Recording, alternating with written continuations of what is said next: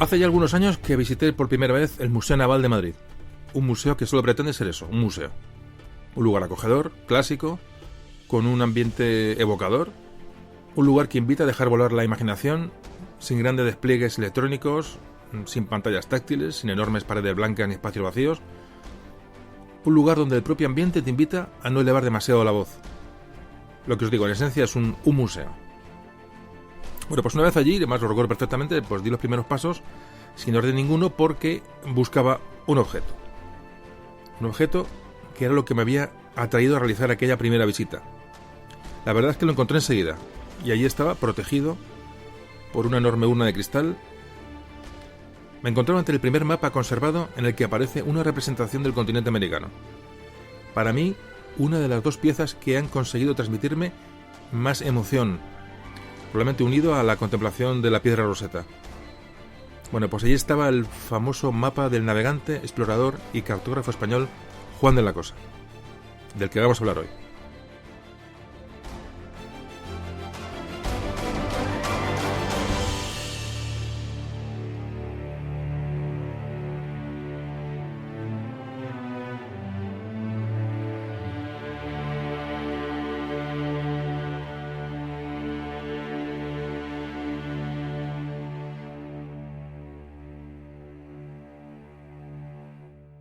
Memorias de un tambor.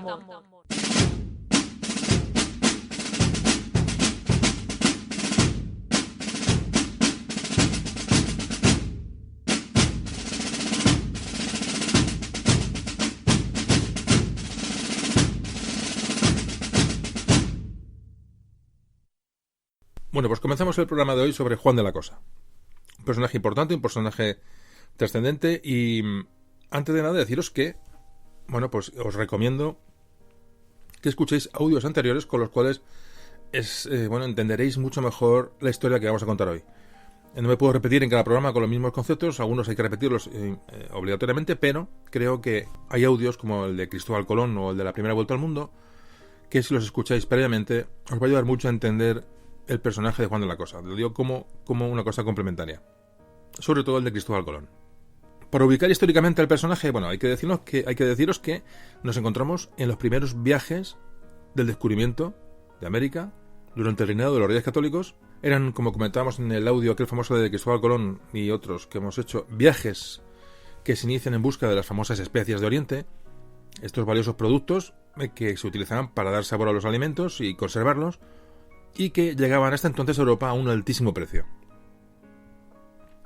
Estas mercancías especias llegaban en caravanas procedentes del más lejano oriente y dejaban sus mercancías en los puertos más orientales del Mediterráneo.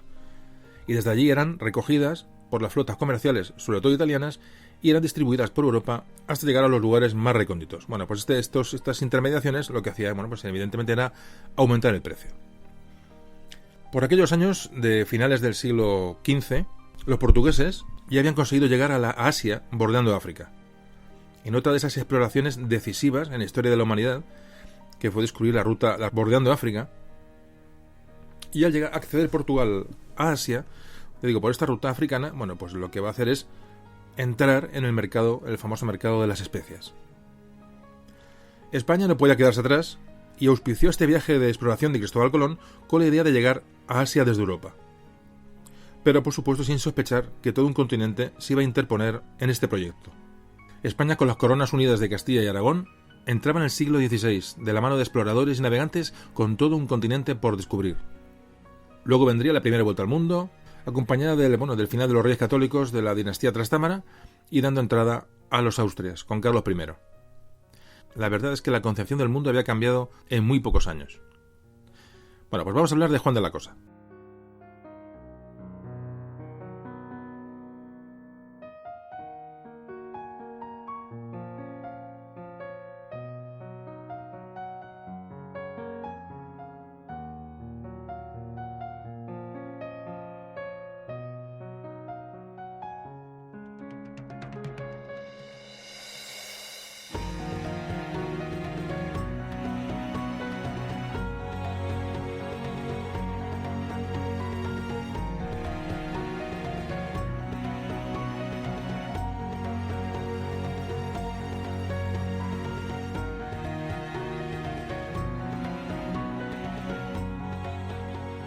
Juan de la Cosa. La hipótesis más aceptada es que que nació en Santoña, en Cantabria. Se conservan documentos que muestran que fue vecino de Santoña y que su mujer e hija residieron allí, en Santoña. Cronistas del siglo XVI le llamaron el vizcaíno, lo cual parece que llevó a una confusión y confundirle con otros marinos llamados, entre ellos un tal Juan Vizcaíno, los cuales hoy se sabe que no eran la misma persona. Aún así siempre va a dudas sobre la localidad de nacimiento de Juan de la Cosa, pero bueno, nos quedaremos con Santoña. Tampoco la fecha de nacimiento es precisa. Se sabe que pudo nacer entre 1450 y 1460. No hay datos de su infancia, de su juventud, aunque se supone que debió tomar parte en alguna expedición por el Cantábrico, en Islas Canarias, en África, es decir, era lo usual de los marinos de la época. Las primeras referencias ciertas sobre Juan de la Cosa vienen de 1488, cuando estaba en Portugal. Momentos en que acababa de regresar el navegante Bartolomé Díaz a Lisboa tras haber doblado el cabo de Buena Esperanza. Importantísimo este hecho de portugués de doblar el cabo de Buena Esperanza y acceder a Asia a través del Índico. Juan de la Cosa estaba en Lisboa, pues los reyes católicos le habían enviado como espía en busca de información y detalles sobre los descubrimientos portugueses a todos los niveles. Es decir, la pugna por tener información, por tener datos, por tener pistas sobre rutas de navegación era en aquel momento lo que llevaba de cabeza a las coronas, sobre todo castellana y portuguesa. Juan de la Cosa está a punto de ser capturado en esta misión de espionaje, pero regresa a Castilla para informar en la corte de la información que ha podido conseguir. Lo que comentaba, una gran pugna con Portugal en este momento por abrir nuevas rutas de navegación y por llegar al mercado de las especias, que ya digo, hemos comentado en varios programas anteriores. Se sabe que hacia 1490 Juan de la Cosa estaba viviendo en el puerto de Santa María y tenía una nao llamada Gallega o Marigalante. Hay varias teorías sobre el nombre de esta nao. Y se cree que en aquella época ya por negocios tenía relaciones con los hermanos Pinzón. Bueno, Pinzón, que como sabéis acompañaron a Colón en la expedición de descubrimiento de América.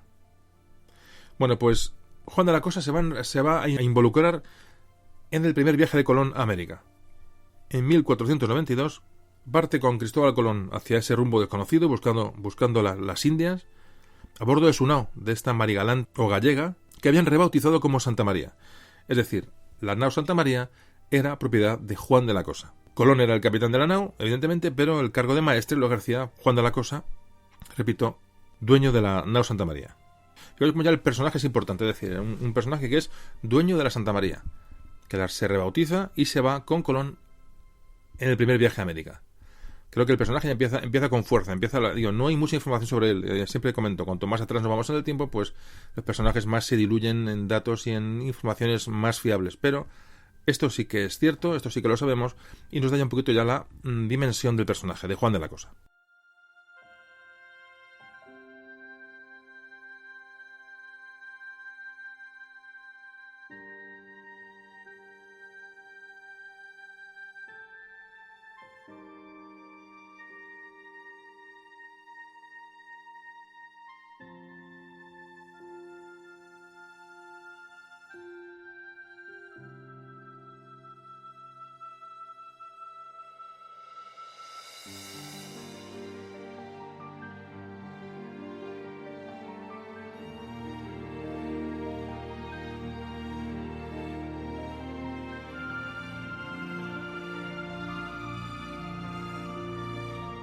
Bueno, se cuenta que durante el viaje este primer viaje a América, la embarcación, la nao Santa María, naufragó la noche del 24 al 25 de diciembre de 1492 frente a las costas de lo que hoy es Haití. El diario que escribe Bartolomé de las Casas, que parece que se basa en notas del propio Cristóbal Colón, parece que acusa a de la Cosa de este naufragio, diciendo que ocurrió bajo las horas de su guardia el día de Navidad de 1492. Sin embargo, Juan de la Cosa recibió una compensación económica de parte de los Reyes Católicos y una compensación por el hundimiento de la nao en este primer viaje, y se le otorgaría posteriormente a transportar cantidades de trigo desde Andalucía hasta Vizcaya con una reducción de tasas y de impuestos. Es decir, un favor que se le hizo, bueno, por la ayuda que prestó en esta expedición. Es decir, que tan mal no lo haría. Este documento de los Reyes Católicos en favor de Juan de la Cosa, ya digo, dándole ciertas prebendas de transporte de trigo, bueno, en él se habla de los buenos servicios que realizó durante aquella expedición. Con lo cual esto un poco mitiga un poco esa culpa de la que se le achaca a Juan de la Cosa de ese naufragio de la Santa María en las costas de la isla llamada La Española, lo que es Haití y la República Dominicana. Bueno, todos sabéis, hablábamos en el podcast de Colón, creo recordar, de que con los restos de esta nao de Juan de la Cosa, de la Santa María, se construyó el fuerte llamado Fuerte de la Navidad.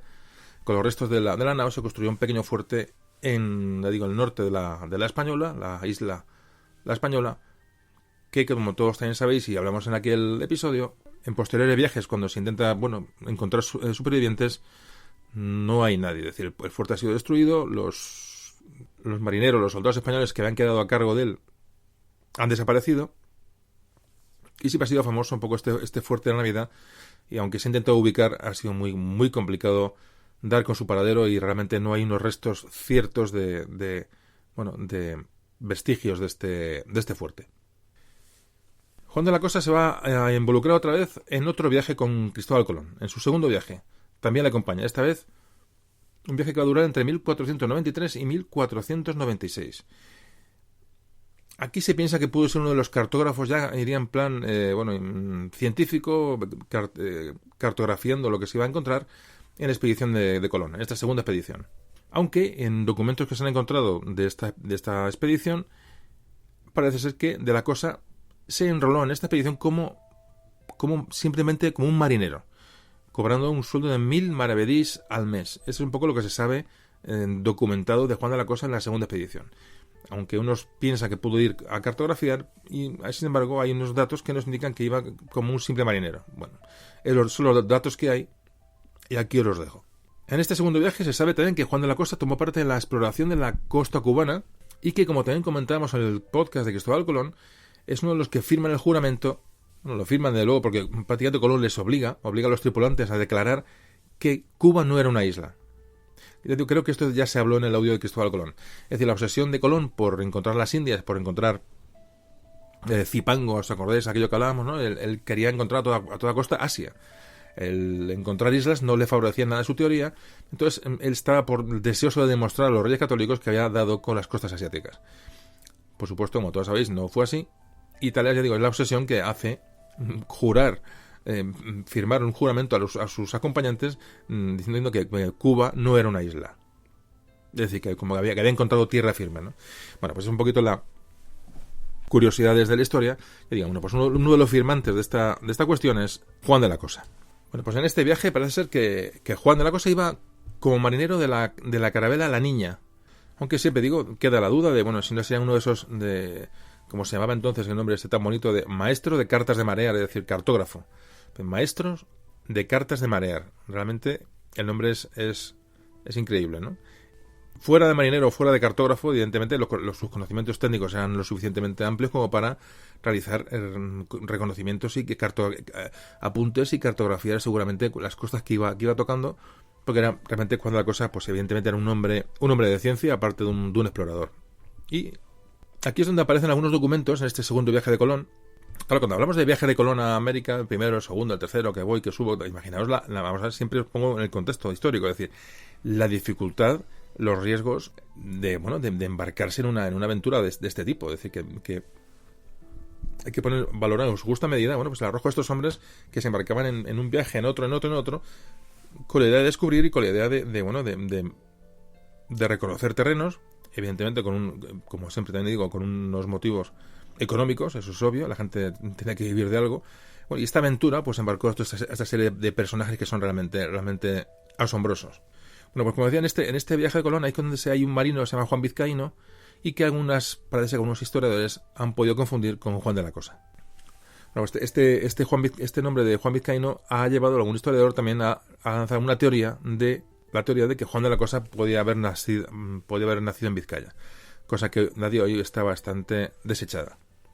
Hay otras fuentes que ya no hablan que Juan de la Cosa se fuera marinero de la expedición, sino que fue contratado por Colón como piloto mayor y con ya misiones de trazar mapas de las tierras que iban a descubrir.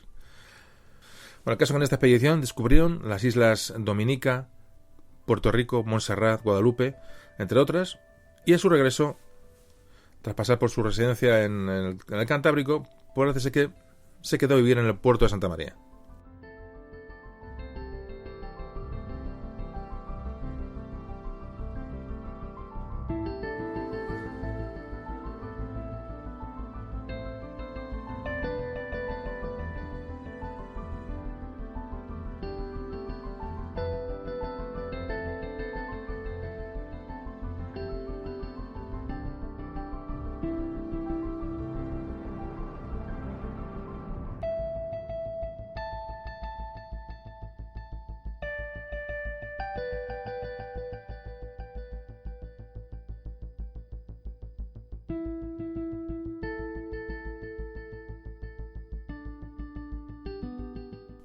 La mayoría de investigadores dicen que Juan de la Cosa no participó en el tercer viaje de Colón, que realizó entre 1498 y el año 1500. Sin embargo, hay crónicas, por ejemplo, la de Bartolomé de las Casas, que dice que Juan de la Cosa era por entonces, hablaba del año 1500, el mejor piloto que por aquellos mares había por haber andado en todos los viajes que había hecho el almirante, textual. Lo que parece que le pudo incluir, según esta crónica de Bartolomé de las Casas, le pudo incluir en ese tercer viaje de Colón. Le digo que no hay un respaldo histórico de este dato. Fuera o no fuera en este tercer viaje, años más tarde se involucró en la expedición de Alonso de Ojeda. Estamos hablando del año 1499. Parece que la corona decide reducir el monopolio que estaba adquiriendo Colón en las navegaciones de las Indias y abrir estas rutas a otros empresarios, a otros navegantes, para repartir un poco el pastel.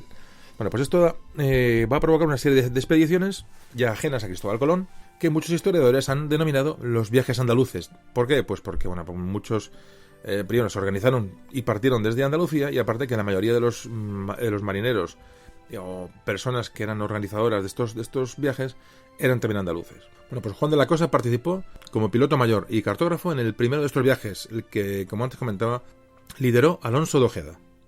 Alonso de Ojeda, que también había estado en el segundo viaje de Colón. Si os fijáis, es un coto poco cerrado, ¿no? Esta gente que se involucraba en estos viajes, marineros, cartógrafos, exploradores, contaban casi siempre con tripulaciones ya conocidas anteriormente.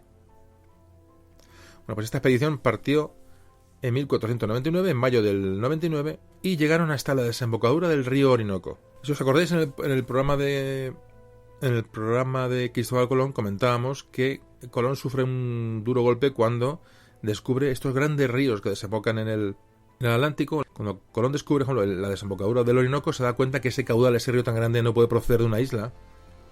Es decir, que se ha topado con un continente. Se da cuenta que ese continente con esos indígenas no corresponde ni mucho menos con Asia, y es cuando tiene la certeza de que no ha llegado a Asia, sino que se ha encontrado con un nuevo continente, una nueva tierra, lo que, contrariamente a lo que podamos pensar, le produce una profunda decepción.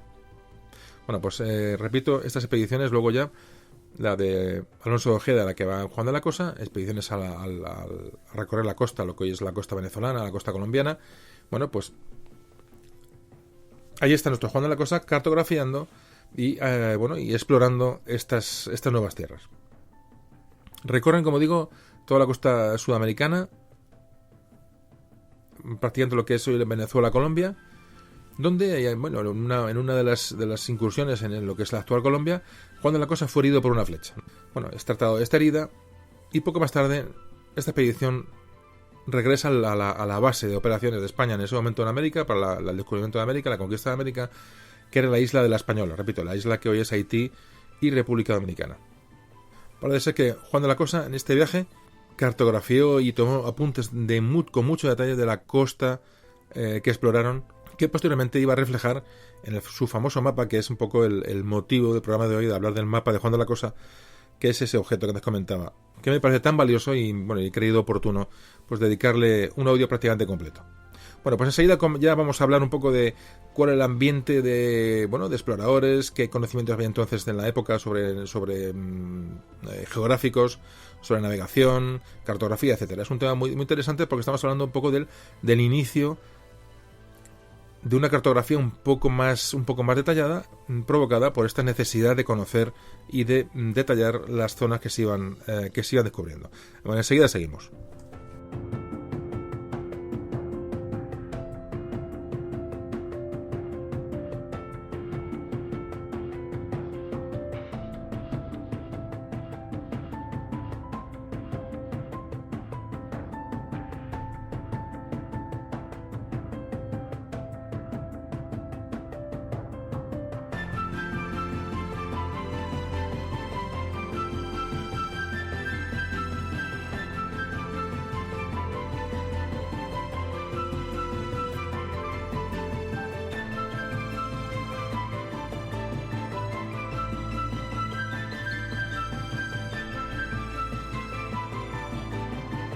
Bueno, vamos a empezar a hablar de cuáles eran los conocimientos geográficos, conocimientos técnicos que había en el siglo XV, a finales del XV y principios del XVI, sobre todo a finales del XV.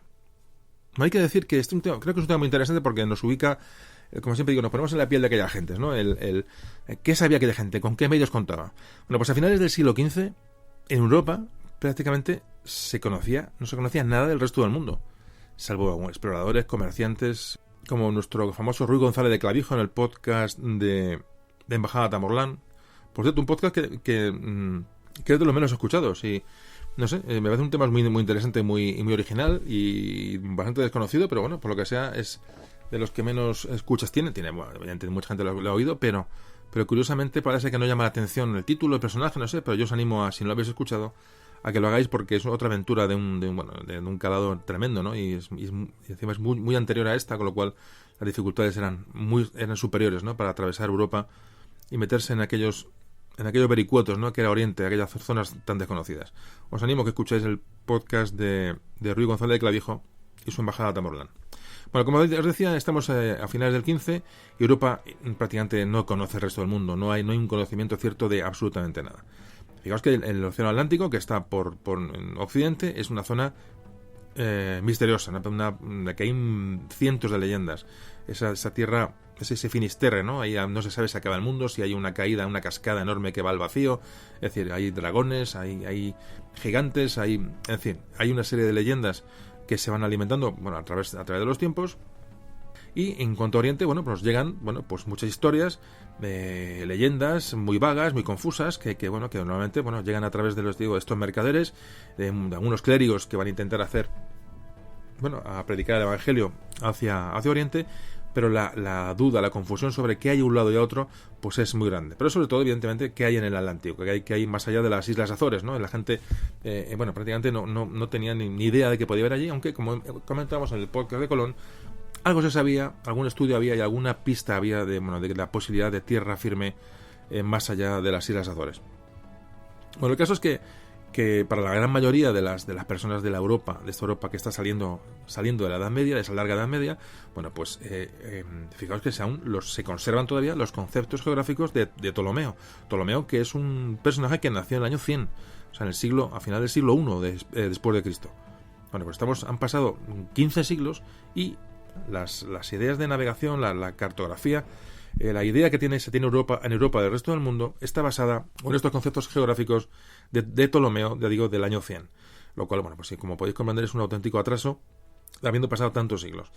Bueno, este Ptolomeo lo que tiene es un modelo del universo geocéntrico, es decir, la Tierra es el centro del universo.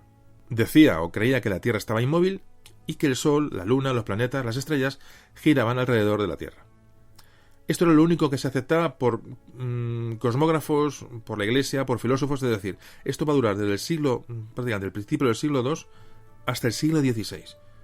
O sea, es un callejón sin salida en el que se encuentra la ciencia en cuanto a ubicación geográfica, que como podéis ver, pues es bastante significativo, sobre todo el tiempo que se tarda en reaccionar ante esta teoría geocéntrica del universo. Bueno, pues ¿qué va a ocurrir? Que en muy poquito tiempo, iniciando el siglo XVI, con el Renacimiento, bueno, pues en apenas un par de decenas de años, 20, 30 años a lo sumo, esto va a cambiar radicalmente. ¿Por qué?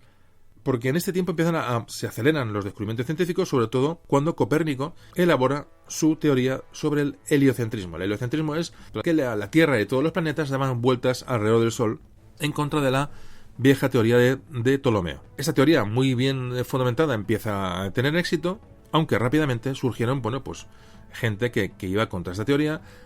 Ya conocéis un poco el tema de, pues la persecución que sufrieron estos hombres, ¿no? que elaboraron estas teorías, sobre todo por los teólogos protestantes, que fueron los primeros que fueron contra ellos.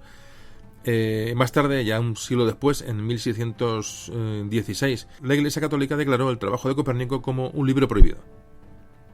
Pero aún así, estas teorías de Copérnico sirvieron de base para que posteriores científicos como Galileo, Kepler, pues fundaran un poco la astronomía moderna que hoy conocemos. Ante esta apertura, ¿no?, de nada más pasar, digamos, de inicios del Renacimiento, principios del siglo XVI, esta salida de la Edad Media, no tan oscura como se ha querido creer, ¿no? Siempre se ha hablado del oscurantismo de la Edad Media, ¿no? Tampoco... Una época que ha sido un poco maltratada por la historia, ¿no? Siempre se ha hablado de la oscura Edad Media. Yo no estoy muy de acuerdo en ello. Lo que ocurre es que el despertar del Renacimiento es absolutamente demoledor y barre con un montón de conceptos que había hasta entonces. Entre ellos estos, por ejemplo, la concepción del mundo, ¿no? De la Tierra, de la astronomía, de la ubicación geográfica.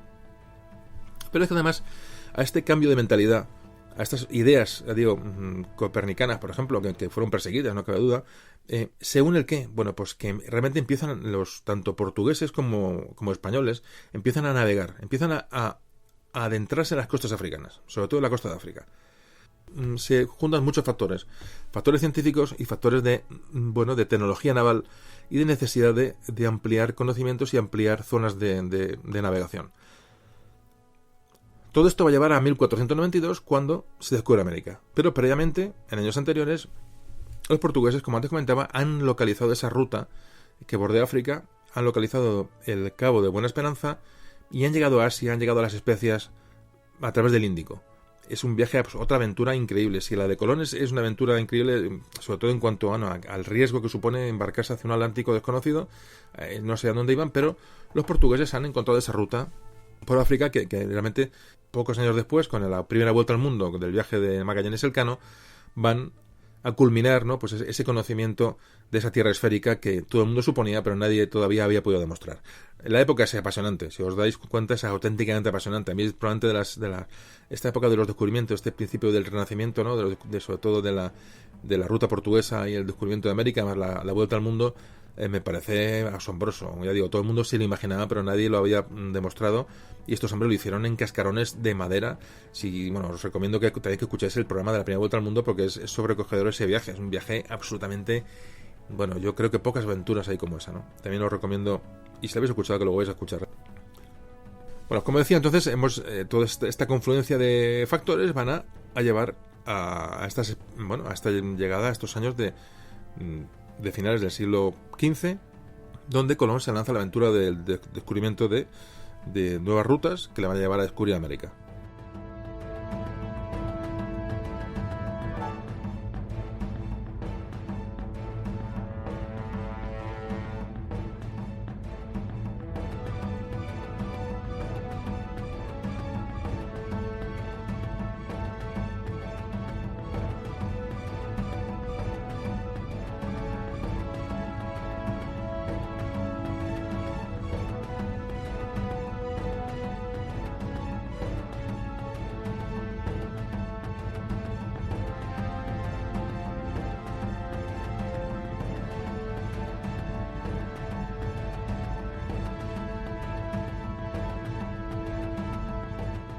Hay que pensar que hasta entonces en Europa la navegación prácticamente se había hecho como mucho por las costas africanas, pero sobre todo por el Mediterráneo. Era la zona que más se controlaba. Es decir, no había técnicas de navegación modernas.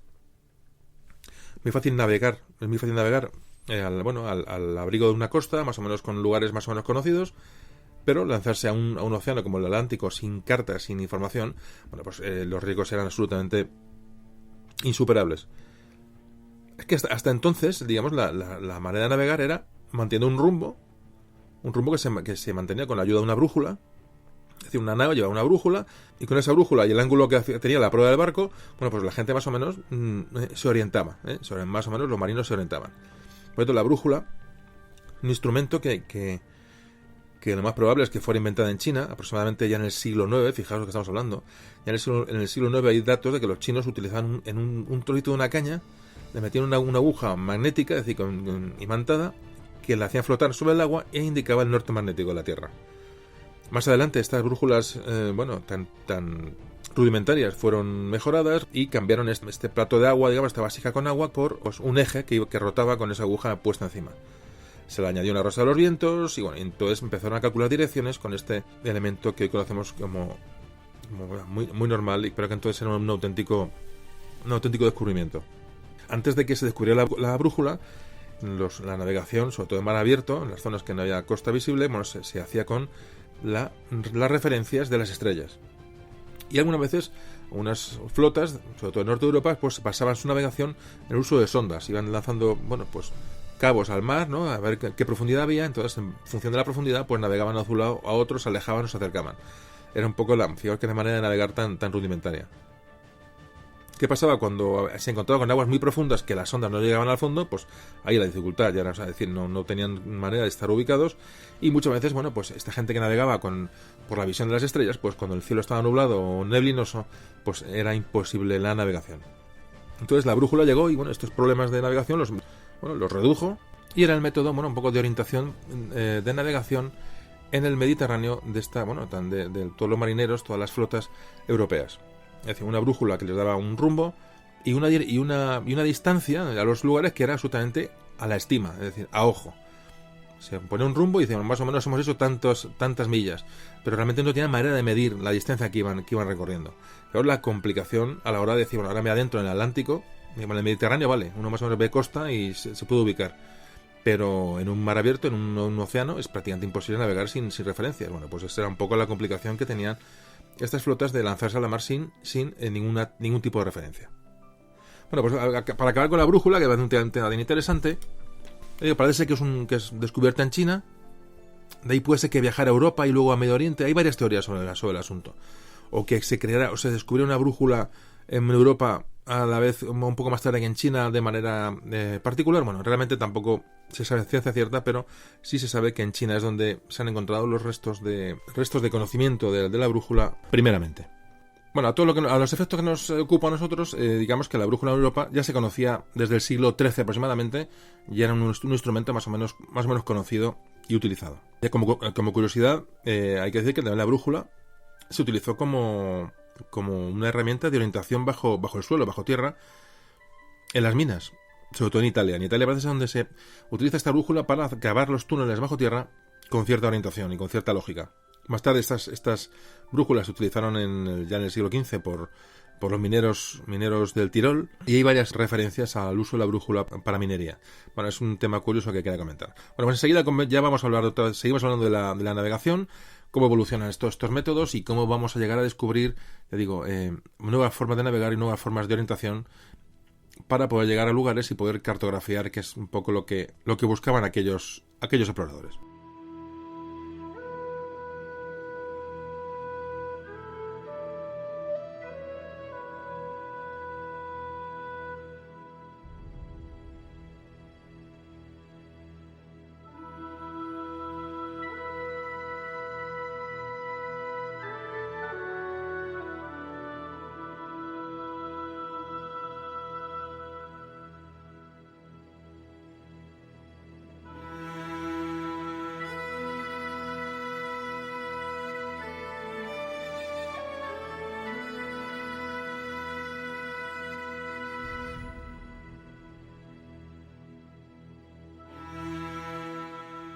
Bueno, pues volvemos con la navegación. Tema de navegación. Como te comentaba, la distancia, se da un rumbo con la brújula, es decir, el piloto de la nao cogía su brújula, veía dónde estaba el norte, más o menos, y la proa de la nave, marcaba el rumbo de la nave, orientándose siempre con la referencia del norte magnético. Pero la distancia, como antes también decía, se calculaba a ojo. Se medía en leguas marinas, pero era calculada absolutamente a la estima. ¿Qué ocurre? Que en aquella época los accidentes costeros siempre estaban a la vista de los marineros, de los pilotos de las naos. Entonces, era una referencia evidentemente muy clara. Pero, como comentaba antes, a la hora de meterse en el océano Atlántico, este método de navegación no era ni mucho menos lo más correcto, lo más aconsejable para navegar en lugares de mar abierto. Entonces, a partir de este momento, ya los navegantes portugueses, ya entrado a mediados del siglo XV, antes del descubrimiento de América, cuando ellos empiezan a ver sus rutas o explorar rutas por África, ya empiezan a tomar nota de elementos que les pueden ayudar a navegar. Por ejemplo, ya empiezan a tomar muy en cuenta las corrientes marinas, muy importante. Y, sobre todo, los vientos dominantes en cada zona. Es decir, ya hay una investigación para ayudar a la navegación de estos elementos, corrientes y vientos. Esto, sobre todo, lo empiezan a desarrollar los portugueses. Comentábamos también en los anteriores episodios que tener muy en cuenta que el adelanto que le toma Portugal a España, o a esos reinos unidos de Castilla y Aragón, este adelanto que le toma Portugal es motivado porque tanto Castilla como Aragón sobre todo Castilla, tienen que seguir con la fase de reconquista. Es decir, mientras Castilla está involucrada en la reconquista de Granada, Portugal ya había lanzado sus ojos sobre África, es decir, ya estaba buscando, indagando sobre las costas africanas. Por eso esta ventaja que Portugal le saca a España en estas primeras navegaciones, y por eso Portugal llega antes a las Molucas y llega antes al mercado de las especias. ¿Cuál es la evolución de estos navegantes, tanto portugueses como españoles, en estos momentos? Es, pues la navegación, la búsqueda de una orientación certera, buscando la información en el cielo, en las estrellas. Y para ello cuentan con unos instrumentos que son unas modificaciones de los astrolabios terrestres, un instrumento muy antiguo que se utilizaba para hacer mediciones en tierra firme.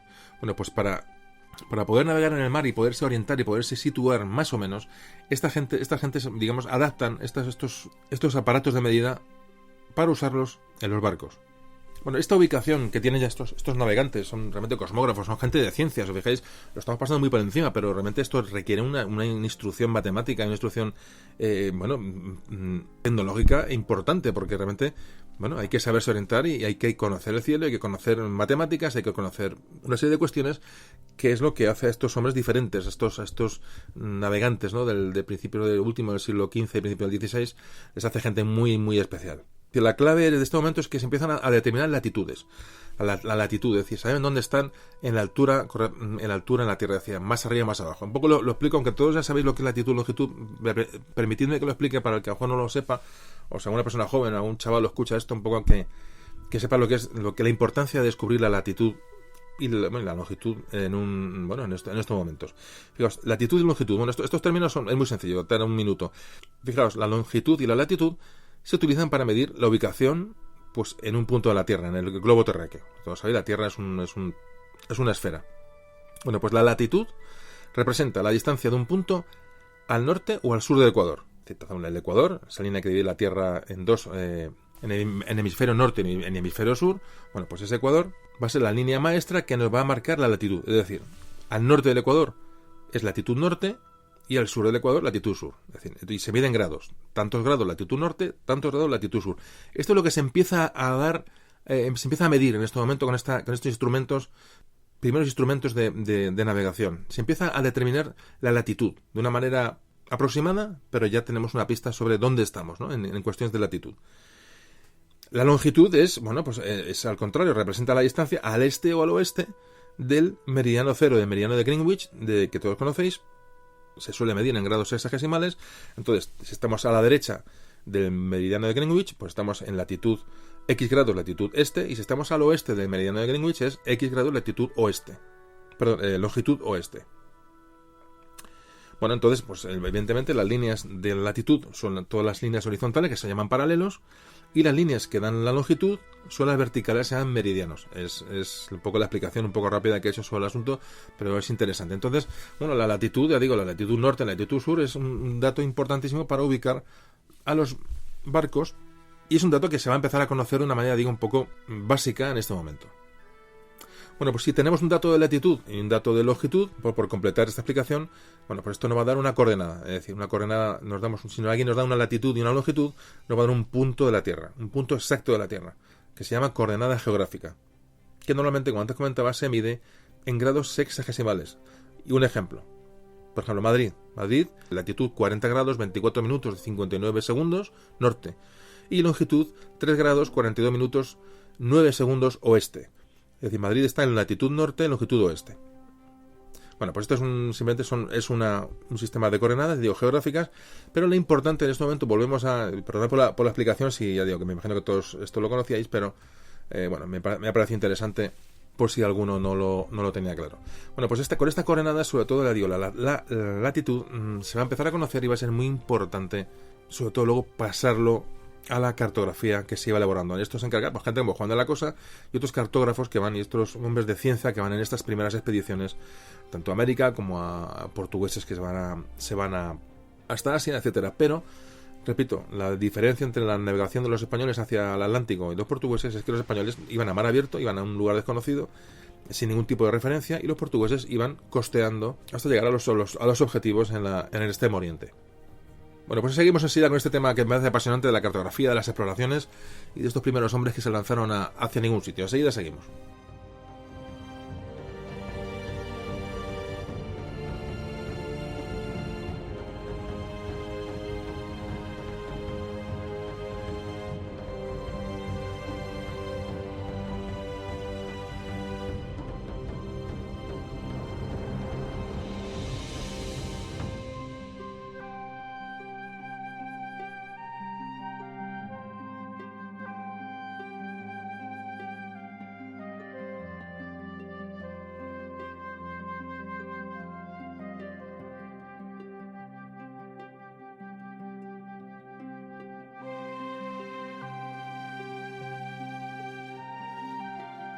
Y hasta ese momento, cómo se navegaba por el Mediterráneo, por los navegantes europeos, qué cartas utilizaban, qué cartografía tenían a su disposición para orientarse cuando navegaban.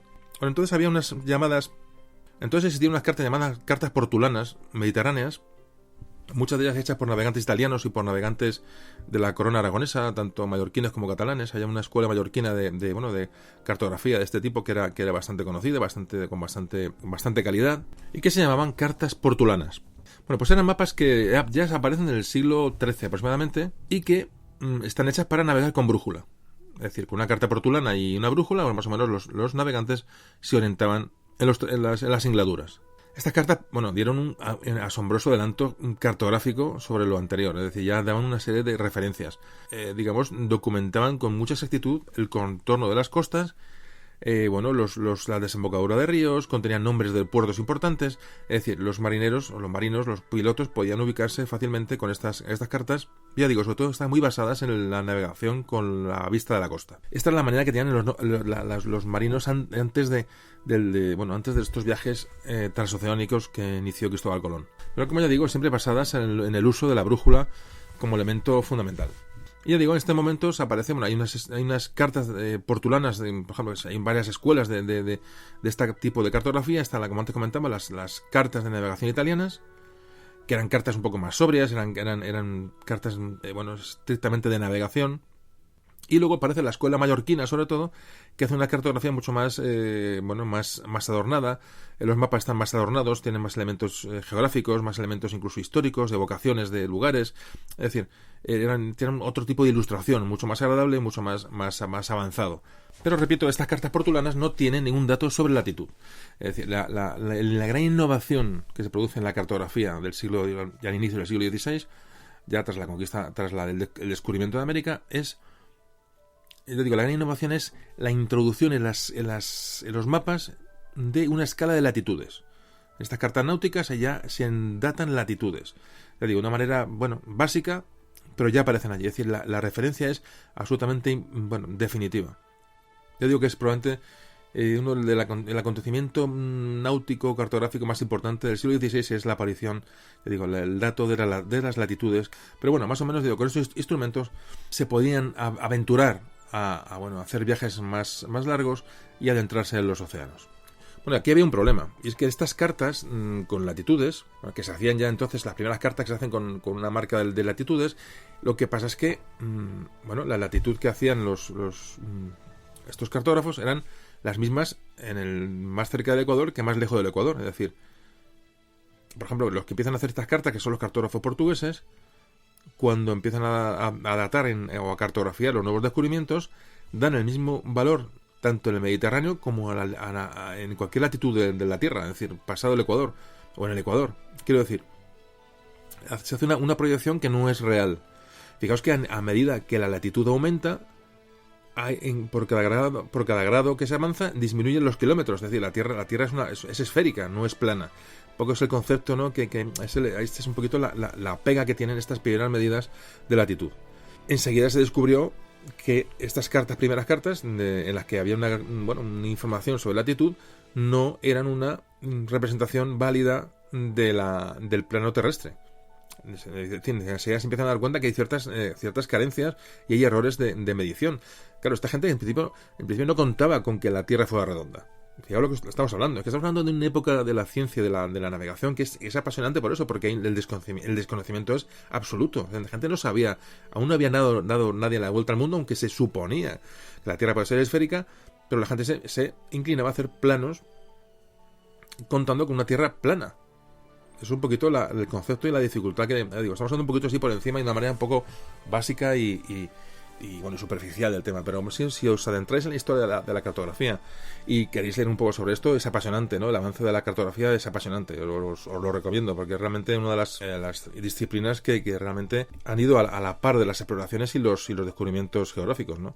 Bueno, pues a pesar de que estaban seguros que no daban una medida exacta de lo que se estaba midiendo, estas cartas planas se utilizaron durante todo este siglo XVI para navegar, porque no se encontró otra alternativa de representar la Tierra. Es decir, hasta que no apareció la famosa proyección Mercator, los errores en la medición de latitudes eran grandes, sobre todo cuanto más te alejabas del Ecuador, aunque hay que decir que los errores tampoco eran tremendos. Bueno, pues se llamó esta proyección de Mercator, que es un tipo de proyección que inventó Gerardus Mercator. Esto lo hizo ya en 1569. Fijaros que ya han pasado ya prácticamente 50 años, más de 50 años desde que de estas primeras navegaciones por el Atlántico.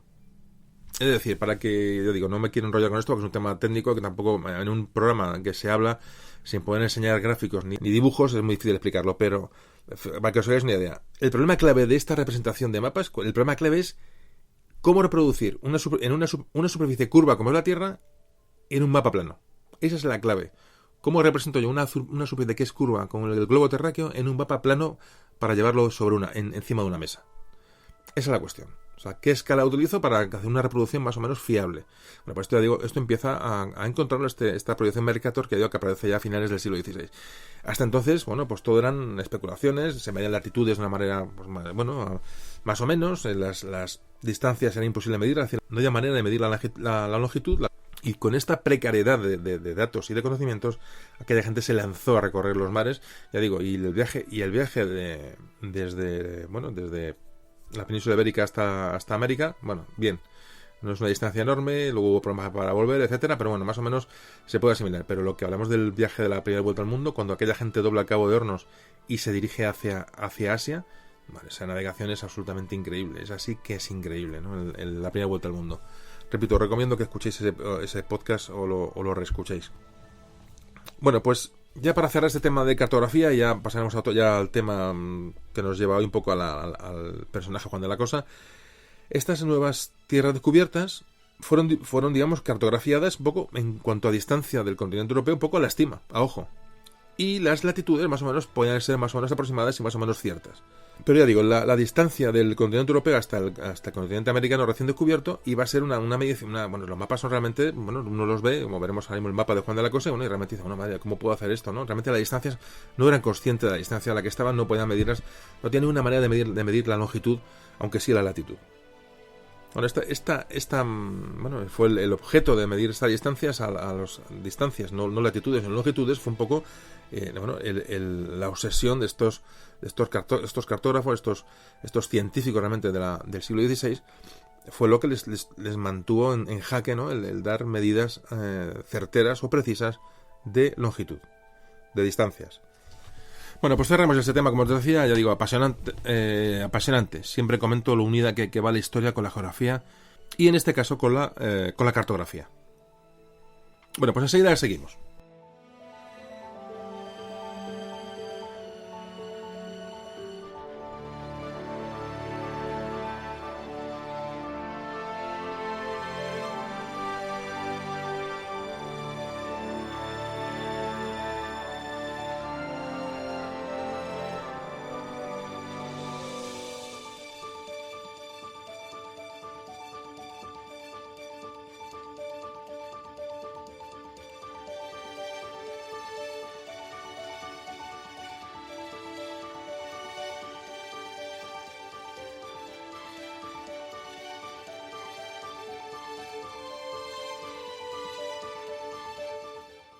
Bueno, vamos a hablar de la casa de contratación de las Indias en Sevilla. Bueno, esta casa de contratación es el núcleo desde el que se va a dirigir, se va a controlar tanto la salida de navíos hacia América como la llegada de navíos, bueno, con productos nuevos, con riquezas, es decir, un poquito era una aduana en un principio, pero luego se convierte en una base de partida y una base de recepción de los que salían y de los que llegaban. Esta casa de contratación muy importante fue creada en febrero de 1503, como un lugar donde se centraliza el comercio y donde se organizan las flotas que iban a las Indias, esas Indias recién descubiertas. Luego me gusta el nombre de las Indias, me parece increíble, ¿no? Las Indias, realmente las flotas de Indias, los gobernadores de Indias, realmente pensaban que estaba en la India, ¿no? Y así se llamaron hasta muy tarde. Bueno, pues en la casa de contratación, se empieza a nombrar una serie de administradores. Se nombraba un factor o el director de la casa de contratación. Había tesoreros, había escribanos, para, dirigir los aspectos comerciales, mercantiles y de contratación que, como antes comentaba, se producían con este nuevo descubrimiento. Pero enseguida se van a dar cuenta de que a esta casa de contratación hay que dotarla de soporte científico que diera a estos navegantes que salían a ese mar abierto, a ese Atlántico desconocido, le diera una serie de instrumentos para cruzar el Atlántico con seguridad y con certeza de ubicación. Y además estos pilotos pues recibirían en la casa de contratación, aparte de esa información y ese material, pues recibían una serie de cursos o de formación para zarpar hacia América. Podría hablar de la casa de contratación, se puede hablar horas, pero vamos a hablar un poquito muy por encima para que tampoco podemos detenernos demasiado. Pero el caso es que en esta casa de contratación de Sevilla, repito, ese puerto mundial, ¿no? En aquel momento, el mando científico de la casa de contratación recae en el cargo de piloto mayor. Este piloto mayor examinaba a los pilotos que iban a las Indias y daba el visto bueno a las cartas que esta gente llevaba. Se les proporcionaban cartas a estas gentes que iban a América, pero antes pasaban por el visto bueno de ese piloto mayor que estaba en la casa de contratación. Estas cartas que previamente había hecho el llamado, fijaros qué nombre, el cosmógrafo de hacer cartas de marear. Un cargo. Este es el señor cosmógrafo de hacer cartas de marear. Las denominaciones a veces que me encantan, ¿no? Esto de cartas de marear, los cosmógrafos, me parece algo de con ese poco conocimiento y que, repito, con aquellos cascarones, o sea, realmente las aventuras, las empresas serán absolutamente increíbles. No de muchas veces me para pensar, ¿no? Cuando uno lee hay crónicas, hay papeles que escritos por estas gentes, ¿no? Y cómo se lanzaban a cruzar el Atlántico absolutamente, ya digo el Atlántico, ya lo del Pacífico ya ni hablar, ¿no? Pero realmente es una época que, ya digo, como antes, no quiero ser pesado, me parece apasionante. Bueno, pues ya digo, el cargo de piloto mayor se crea en 1508. Ya se ha descubierto América hace casi más de 15 años y empieza ya, fijaos que es un proceso muy lento. Estamos hablando de América que voy y vengo, pero realmente los procesos de avance y de creación de estructura para luego mantener este descubrimiento, pues va lento. Es decir, se va a crear este cargo de piloto en 1508. La casa de contratación en sí misma se creó en 1503. Bueno, pues el primer piloto mayor, el primer cargo de responsabilidad realmente en esa casa de contratación, ¿sabéis quién era? Pues nada más y nada menos que Américo Vespucio. Américo Vespucio, como todos sabéis, era un navegante italiano, era cosmógrafo también, era un explorador, pues fue el primero en ser contratado como piloto mayor en la casa de contratación. A él le sucedió Juan Díaz de Solís. Esto sucedió en 1512 y posteriormente entró como piloto mayor Sebastián Caboto, otro personaje muy importante. Caboto, alguien ha dicho, no, he leído por ahí una vez que todos sabéis que la navegación por la costa, con la referencia a la costa, siempre se ha llamado navegación de cabotaje. He leído en algún sitio que puede venir por este nombre de Sebastián Caboto este tipo de navegación de cabotaje, aunque realmente he leído en otros lugares que el nombre de cabotaje viene de una navegación de cabo en cabo, es decir, siempre con referencias terrestres para navegar. Bueno, siempre te lo comento como curiosidad.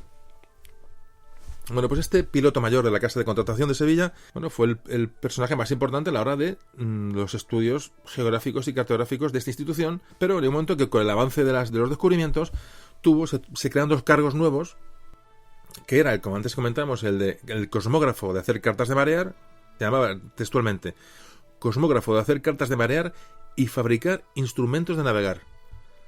Este era el cargo de este personaje. Este cargo se creó en 1523. Y en 1552, ya nos metemos a finales del 16, se creó el catedrático de cosmografía.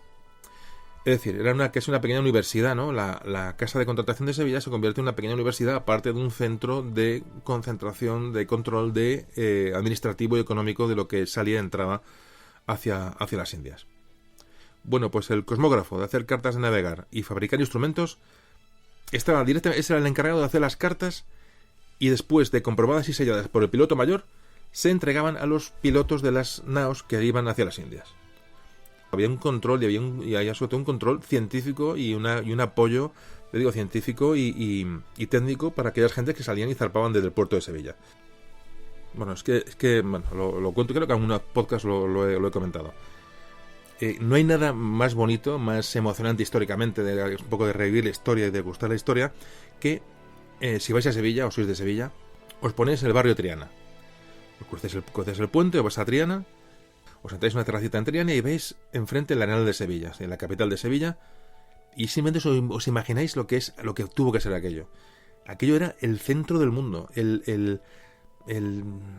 ¿cómo se explicaría? Yo realmente es que es una de las cosas que más me han gustado, y cada vez que iba a Sevilla luego, ya digo, me he convertido un poco en enamorado de Sevilla por la historia que conlleva Sevilla. El archivo de Indias, es decir, la casa de contratación hoy es el archivo de Indias.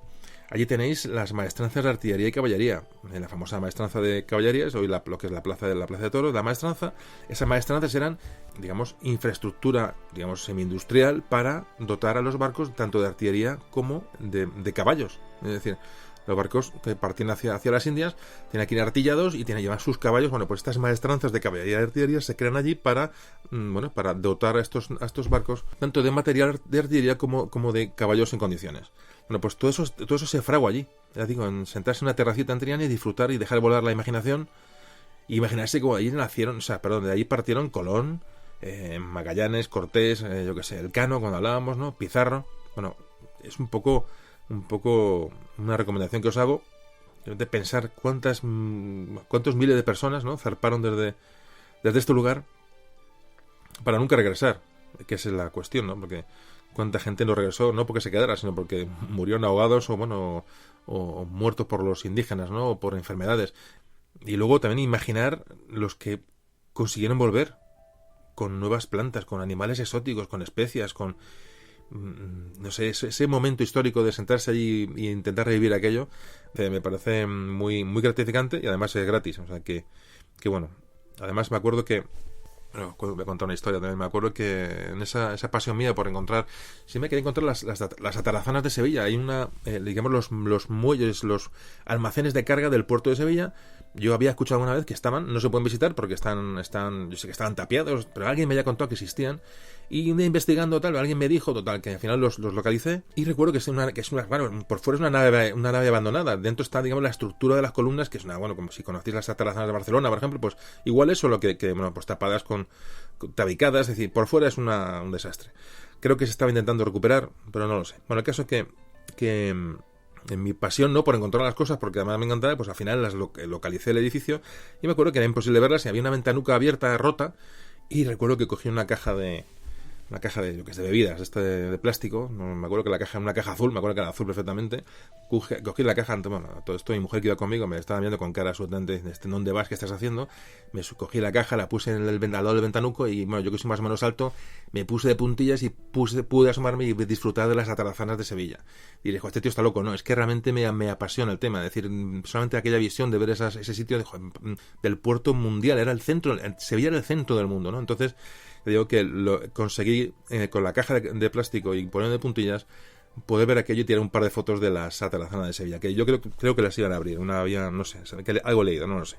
Bueno, el caso es que cuando me di la vuelta había, pues no sé, pues 15 o 20 turistas asiáticos con las máquinas de fotos, y claro, me bajé yo y dicen, pues hay gente que sabía lo que había allí, pues evidentemente no tenía ni idea de lo que había allí, pero ellos intentaron subirse a aquella caja para ver qué yo estaba viendo. Lo que pasa que no, por el tema de estatura no pudieron ver nada porque no llegaban a la ventana, y me acuerdo que estaban subidos con poniéndose de puntillas y tirando fotos con las cámaras, digamos, sin ver a dónde tiraban la foto por atrás del ventanuco. Pero bueno, eso lo cuento como como anécdota. Pero más que nada es que os digo eso, cuando hagáis un viaje, hagáis una visita, pues que no os perdéis nada, que intentéis disfrutarlo al máximo. Y todo esto, estos podcasts, todos estos audios, van orientados a luego vivir la historia. Si vais con gente, pues contar, intentar transmitir esa pasión por lo que ha ocurrido, por contarles estas aventuras. Realmente eran aventuras. Y yo digo que a la gente al final, que le gusta, que tiene inquietud por saber, yo os agradezco que lo vais a enganchar. Lo vais a enganchar y le vais a hacer un gran favor a esa persona. Por eso siempre os comento que intentéis divulgar lo que aquí oís y bueno, hagáis el favor de compartir, ¿no? Todas estas cosas que estamos aprendiendo aquí en Memoria de un Tambor y en otros podcasts de historia, en otros podcasts de humanidades o, bueno, lo que sea. Tampoco no tiene por qué ser de historia. Cualquier cosa que uno conozca y que descubra, pues lo suyo es compartirlo. Bueno, os he contado una historia que no sé ni por dónde iba, entonces, bueno, voy a hacer una pausa y enseguida retomamos el tema de Juan de la Cosa, porque realmente no sé ni dónde me he quedado. Venga, seguimos enseguida.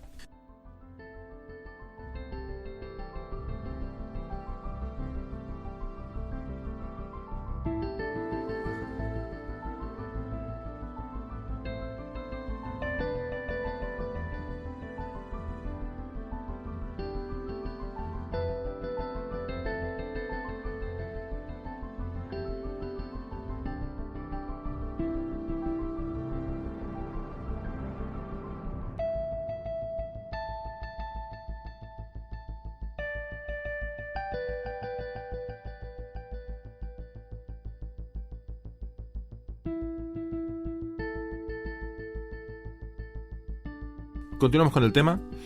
Seguimos hablando de la Casa de Contratación de Sevilla. Bueno, podemos decir que en 1508 se encarga por Real Cédula a Américo Vespucia para que hiciera, digamos, un modelo de carta, de carta de navegar, para que quedara en la Casa de Contratación. A este mapa solo tenían acceso los cosmógrafos oficiales y un poquito para basarse en él a la hora de emitir cartas de navegación para los pilotos que iban a las Indias. Este documento que era, digamos, el documento matriz, se iba renovando, se iba corrigiendo según iban llegando, pues modificaciones que tenían los pilotos según venían de América. Se hacían juntas, se contrastaban los cambios y se incorporaban a este formato oficial de cartográfico de este plano, que era, digamos, la base para todos los demás. Este modelo empezó siendo una carta portulana mallorquina, de la que antes hablábamos, y esta carta mallorquina, este mapa mallorquín, digamos, antiguo, con una información sobre todo muy exhaustiva del Mediterráneo, se le van incorporando las nuevas tierras que se van descubriendo en el Atlántico. Tiene ya una escala de latitudes, aparece el Ecuador, es decir, empiezan los mapas a crecer en precisión. Pero el prototipo de toda la cartografía de la Casa de Contratación lo podemos encontrar en la carta de Juan de la Cosa, que hace en 1500. Bueno, un poco el programa de hoy hablar de Juan de la Cosa, aparte de su vida y y sus aventuras, sus viajes, sobre todo vas a hablar de ese mapa que está conocido como la Carta de Juan de la Cosa. Repito, lo elaboró en 1500. Es una carta manuscrita, un mapa manuscrito, en color, mide 93 centímetros de alto por 183 de ancho, y está dibujada sobre 2 trozos de pergamino de piel parece que es de ternera o de cordero, que están pegados por el centro. Es de un tamaño irregular, porque la parte izquierda de este mapa, corresponde al cuello del animal, sobre cuya piel está hecho.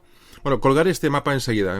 Yo creo que lo voy a colgar a la par que cuelgo el podcast, colgaré el mapa para que le echéis un vistazo y un poco os hagáis una idea. Un poquito es la clave o el objetivo del programa de hoy, hablar de Juan de la Cosa y sobre todo de su carta, de su mapa.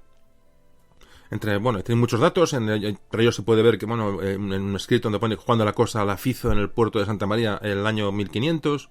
Lleva una imagen religiosa, que solía ser en estos mapas una virgen, un Cristo crucificado, pero esta vez Juan de la Cosa pone un San Cristóbal. Tiene dibujada la línea del Ecuador y la del Trópico de Cáncer.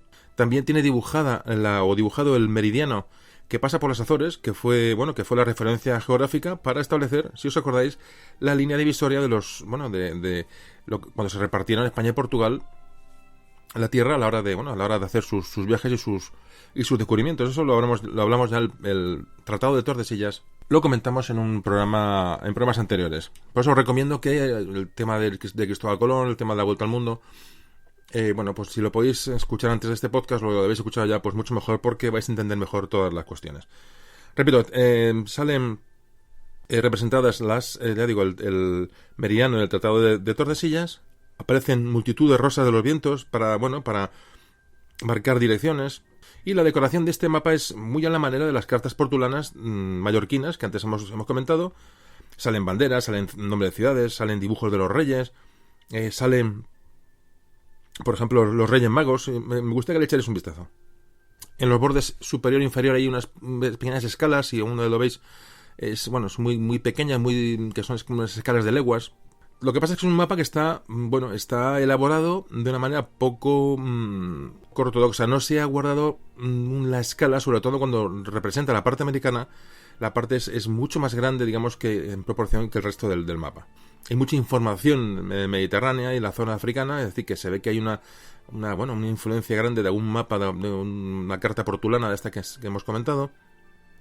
Hay muchas influencias en el mapa, de antiguas creencias, ¿no? De situaciones geográficas, de las tierras incógnitas, es decir, el mapa, sobre todo en la zona al este de África, realmente se ve que hay mucha influencia de las corrientes que en aquella época llegaban cartográficas, es decir, no se conocía exactamente lo que había al este de África. Y y hay me gustaría, repito, que lo vierais.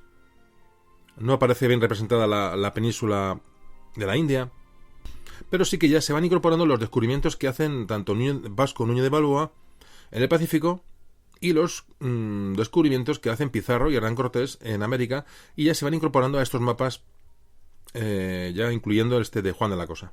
Hay también una gran precisión en la definición de las costas africanas, las costas occidentales, que eso procede evidentemente de las informaciones de los cartógrafos portugueses, y se ve como en la costa africana tiene una gran precisión según se va yendo hacia el sur y se va acercando al Cabo de Buena Esperanza. Esta precisión del mapa pues va desapareciendo. Por hablar un poco de los navegantes portugueses, que ya los tocamos en otros programas, hay que decir que los portugueses tuvieron una incidencia enorme en el descubrimiento de lo que es el planeta. Estos viajes portugueses que empezaron en 1487 aproximadamente, y que a partir de entonces pues consiguieron consiguieron llegar a Malaca, a las Molucas en 1515. En 1516 hubo una expedición a China. En 1542 llegan a Japón. Luego llegarían a Ceilán, Hormuz, el Golfo de Persia, India, China. Es decir, la navegación de los portugueses es otro hito de la historia de la navegación y de las exploraciones. Pero cuando Juan de la Cosa elabora este mapa, esta carta, ¿qué se sabía qué había representado del Atlántico, de América en aquellos tiempos? Colón murió convencido de que había estado en Asia, en las costas asiáticas. Todos los geógrafos antiguos daban o propugnaban que un gran océano rodeaba las tierras asiáticas, y esta masa oceánica llegaría hasta la península ibérica, decía, hasta Europa. Entonces, Colón está convencido de que lo que se ha encontrado es una zona de Asia. No está despistado, está confuso, pero cree que es Asia. Hay que pensar que hasta entonces la cartografía, lo que se sabía del Atlántico hasta entonces, en tiempos de Cristóbal Colón, era lo máximo hacia Occidente, era el conocimiento de las Azores, de Canarias y de las Islas de Madeira. Y como antes comentábamos, una serie de leyendas fabulosas, ¿no?, sobre qué se podían encontrar en aquella zona del Atlántico.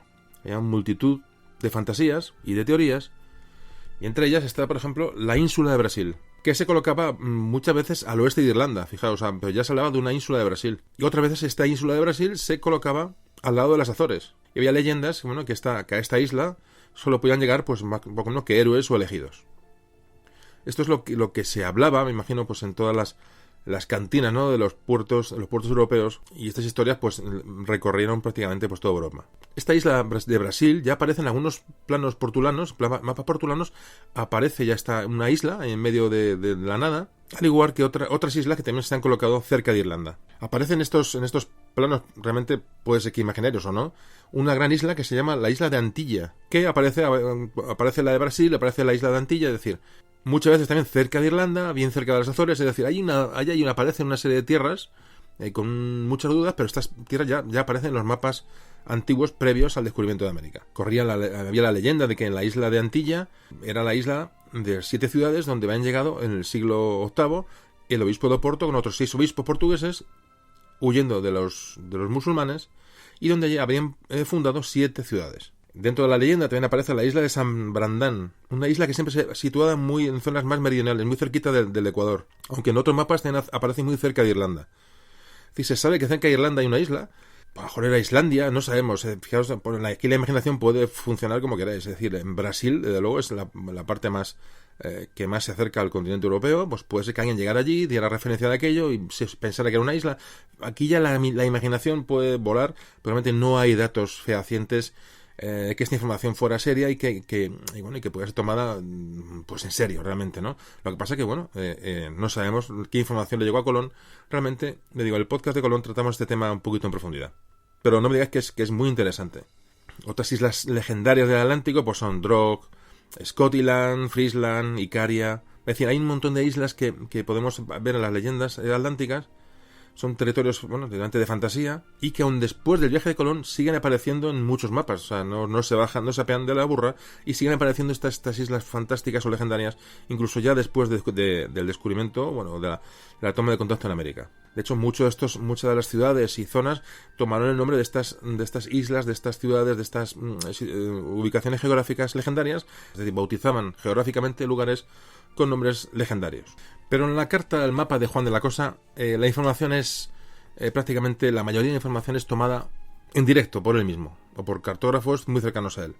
Hablamos de la zona americana, es decir, los trazos son muy nítidos, muy claros, están muy detalladas la zona de las Antillas, sobre todo que están basados en los primeros viajes de Colón, en los cuales estuvo Juan de la Cosa. Es decir, él fue protagonista de aquellos viajes. Y estuvo varias veces, con lo cual tuvo tiempo de comprobar y de hacer modificaciones y perfecciones en sus estudios cartográficos. Por ejemplo, se ve claramente la isla de Cuba. Y ya se ve Cuba como una isla.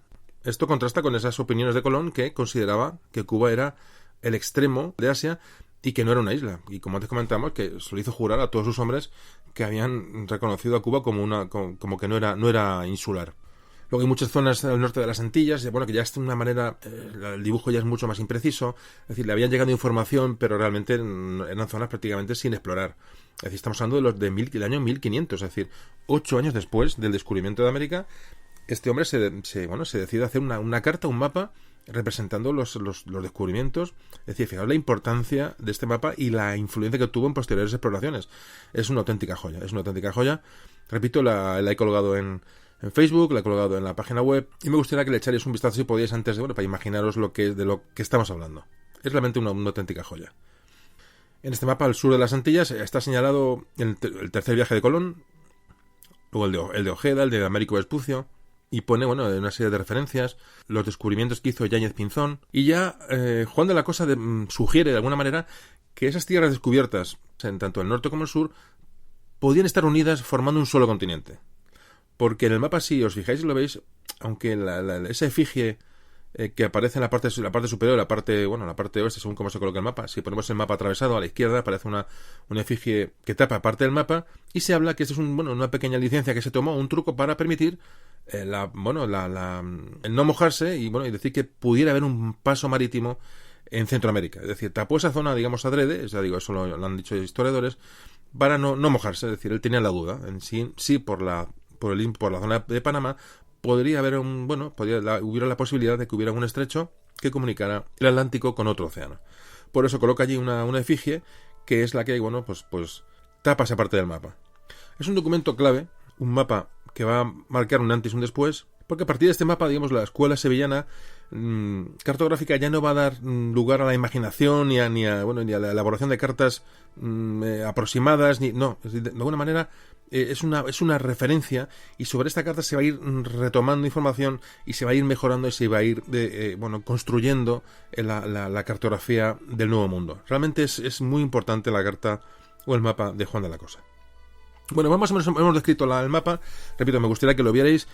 Este mapa es un testigo de lo que pasó aquellos años, del conocimiento que existía. Realmente es una maravilla analizarlo.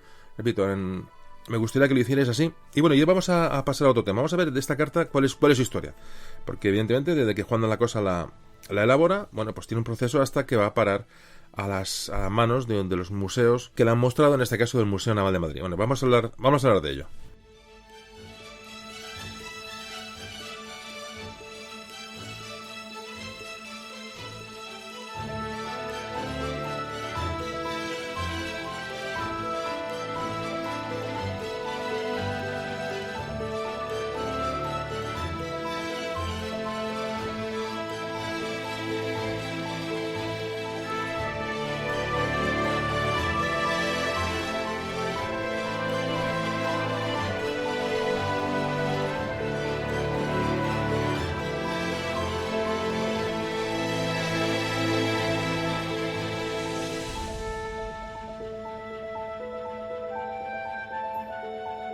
Bueno, se cree que la carta de Juan de la Cosa fue un encargo teniendo en cuenta, bueno, todos los adornos y todo el colorido que tiene en sí misma.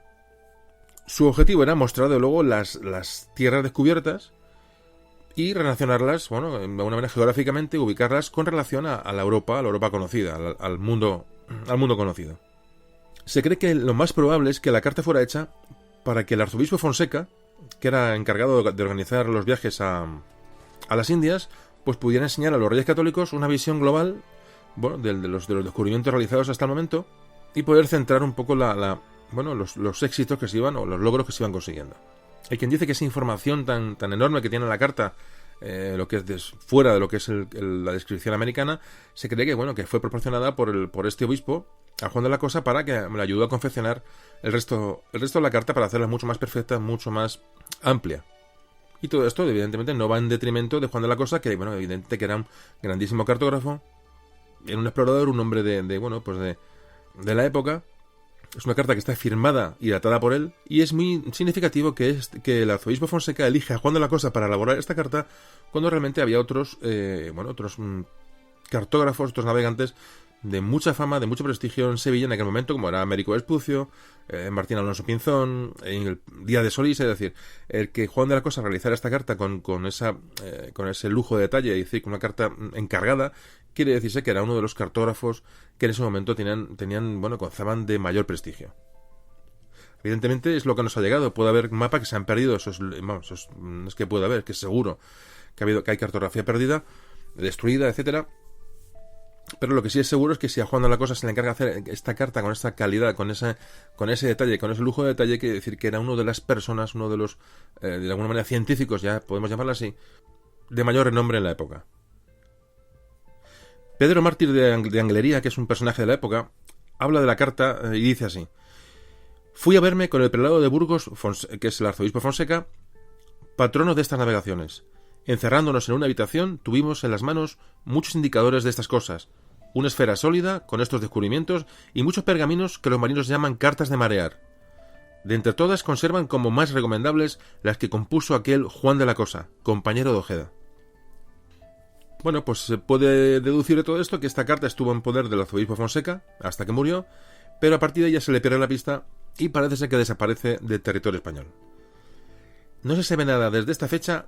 Hablamos del pleno siglo XVI, no se sabe nada de la carta hasta el año 1832, en que el barón de Valkenaer, que es el embajador holandés en París, la compra, prácticamente no se sabe si es una tienda de antigüedades, prácticamente la compra a precio de saldo, sabiendo lo que está comprando, evidentemente, y la adquiere en propiedad.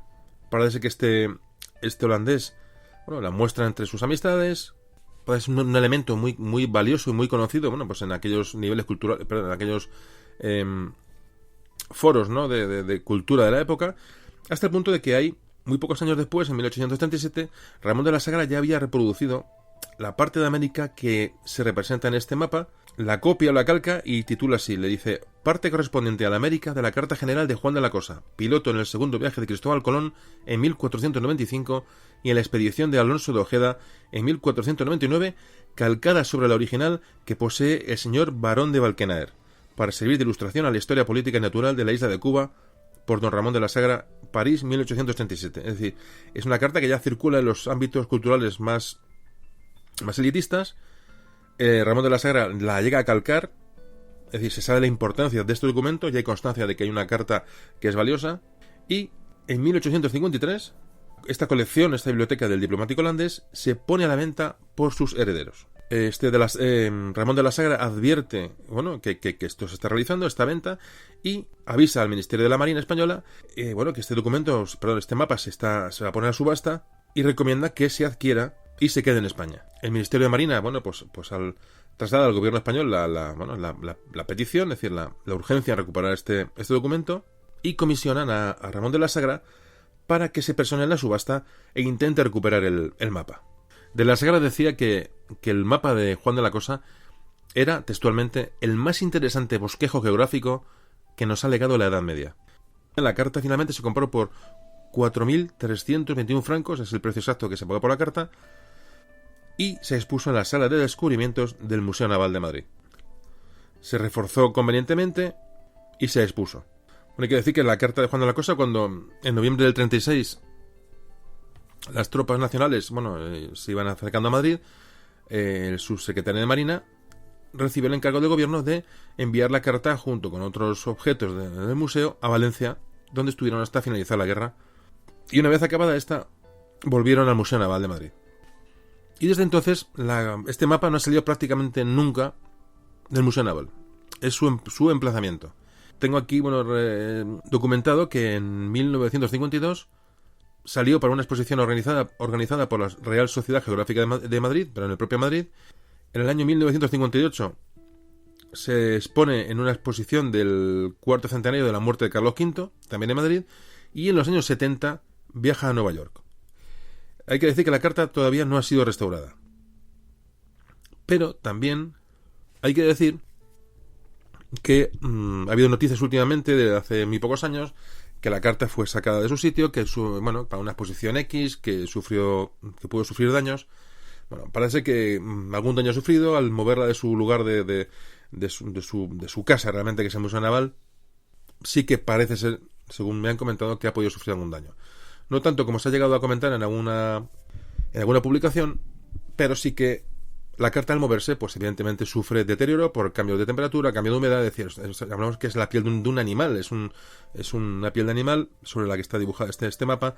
Y pues desde aquí pensamos que vamos a dejarla quieta la cartita, vamos a estar quietecitos, como decía mi abuelo, vamos a dejar de enredar con la cartita de Juan de la Cosa, vamos a dejarla en su casita, que es el Museo Naval, y todos tranquilitos. Es decir, es una joya que nos pertenece a todos, y por intereses de alguien de mostrarla, o por favores, o por...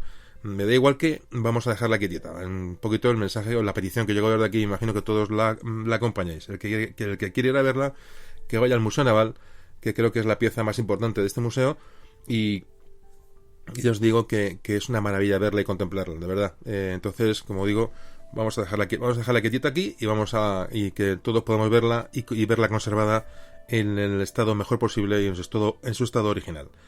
Bueno, pues parece que fue llevada en un momento determinado al Museo del Prado para hacerle un estudio por medio de rayos infrarrojos, rayos ultravioletas, radiografías, es decir, a ver qué se puede descubrir de esta carta. Y este resultado del análisis de la carta daba que la pigmentación que tenía corroboraba la fecha de 1500, corroboraba la veracidad o la autenticidad de este mapa, que no había sufrido retoques. Y posteriormente, parece que alguien hizo una copia, una copia muy fiel de esta carta, de este mapa, y durante unos años estuvo expuesta en el Museo Naval la copia y no la auténtica. Lo que pasa es que en el año 1992 se repuso la auténtica carta de Juan de la Cosa, que es la que hoy se puede contemplar en el Museo Naval de Madrid. La carta está guardada en una urna hecha, a propósito para este objeto, una urna que mantiene las constantes, como antes comentaba, de temperatura y humedad idóneas para evitar su deterioro. El cristal filtra los rayos ultravioleta, que pueden ser nocivos para la carta, y por supuesto es un cristal a prueba de impactos. Es decir, ahora mismo pues está en su lugar, y como antes decía, vamos a dejarla quieta. Bueno, pues ya hemos hablado de la carta, la hemos descrito, yo creo que con bastante profundidad. Yo ahora espero que todos estéis deseando verla por supuesto, las fotografías que vais a ver en internet y tal. Evidentemente es la carta, podéis ver cómo es, pero lo bonito es ir a ver la original. La original, que ya, repito, tenéis en el Museo Naval. Bueno, pues vamos a seguir avanzando. Yo digo que el programa de hoy va un poquito orientado a este valioso mapa, y a dar valor un poco a la cartografía, y dar valor un poco a todo este avance tecnológico científico que se produce a finales del siglo XV, principio del XVI. Bueno, pues seguimos enseguida hablando del asunto.